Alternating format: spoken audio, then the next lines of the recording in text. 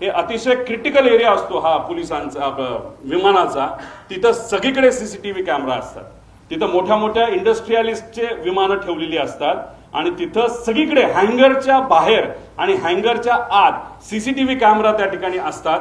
त्यामुळे ते CCTV camera कुठे कसे कोण मेंटेन करत होतं, खरंच विमानाला कुणी हात लावला होता का, चेकिंग झालं होतं का, हे सगळं तिथं बघण्याची आपल्या सर्वांना जरूरत आहे.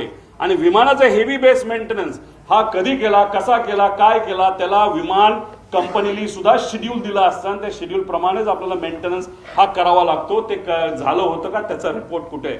आणि हे रिपोर्ट का मागतोय, कारण का हे जे VSR कंपनी आहे त्या VSR कंपनीमध्ये अनेक एक्स DGCI चे लोक काम करतात, नाही तर त्यांचे कन्सल्टंट आहेत.